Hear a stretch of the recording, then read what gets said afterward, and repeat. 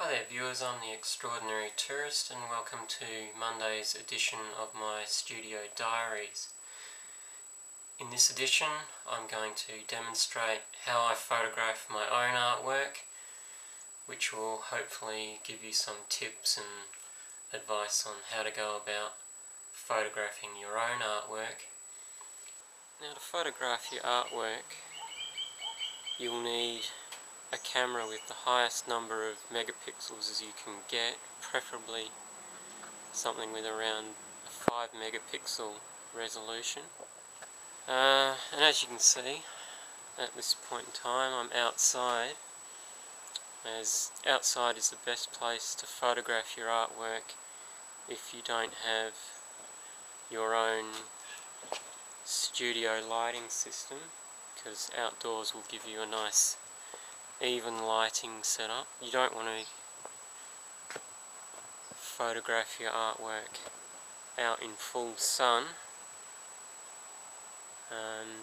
but if you've got an overcast day like I do today, you could actually be out here in the garden pretty much anywhere and you'd get good lighting. But on a sunny day you want to be sort of outside but under a veranda somewhere where you can get, you've still got really good lighting but you don't get the full brightness of the sunlight. So I've got my artwork set up over here.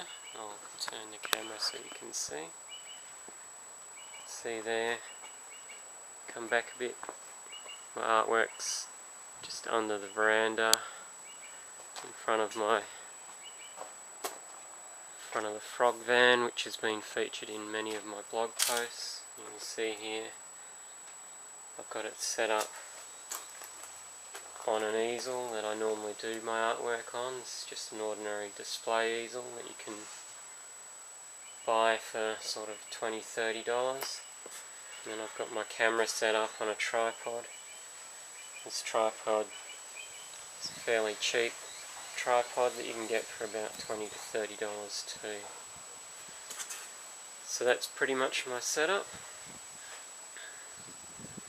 and now all it remains is just to take the photo. So when it comes to photographing your artwork, you want your camera set on its highest possible settings for the highest possible quality image. And you also want to make sure that your flash is off, and if your camera has it, use the function that allows you to use what's called shutter delay, which is the feature where you can set the camera up to take a photo and then you sort of run up in front of it and then it takes the photo. So it delays when the actual button is pressed, so that you're not actually touching the camera, and that will completely eliminate any chance of getting camera shake in your photo. But beyond that, you can usually get away with just using the automatic settings so long as your flash is turned off, because your flash will completely wash out the photo. And you'll see what I'm doing here is trying to line up the camera so that picture takes up as much of the frame as possible. That's my image set up. What I'll do is I'll take a photo with and without flash so that you can see why it is you shouldn't be using flash.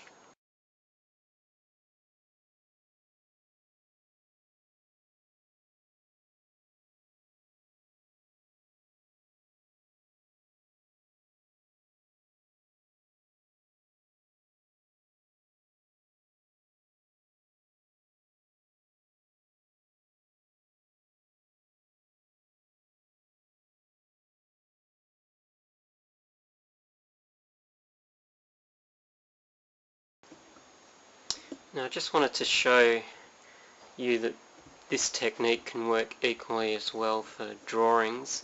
As you can see, I've got the sketches for the painting that I just took a photo of in my sketch pad sitting up on the easel, and I'm going to start adjusting the camera to try and take a photo of my sketches. Now I'm having to get fairly close with the camera, so I might just, this particular camera I'm using does have a macro lens, which if I put that on you'll see it should come in a bit sharper, so preferably for something this size you want to have a camera that allows for close-up photography. There you go, pretty much set, and I'll take the photo.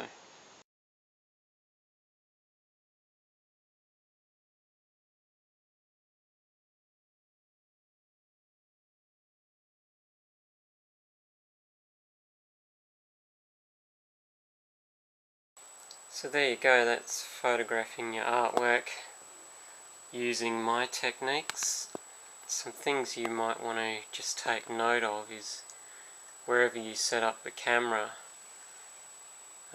try and make sure you don't get any shadows falling across your artwork. So the whole point of being outside is to make sure it's evenly lit, so you don't want to be casting any shadows. If you're under a veranda, as I am, some verandas you might notice this one has a skylight kind of thing here. Fortunately this one's a white skylight, but if you've got something like that in your veranda and it's, say, one of the green tints that you can get, you want to avoid not being near that if it's got a colour to it, because that will cast a tint onto your artwork as well. So there you go, that's how you photograph your artwork outdoors. As you can see, the sun's come out, and just from this image alone you can tell that that would easily wash out the colours on your artwork. But as I said at the start, I'll be backing up this video blog with a blog post in my art business advice blog, which will include a whole lot more detail and a lot more techniques for how to photograph your artwork on a budget. So till next video, we shall see you later. Bye for now.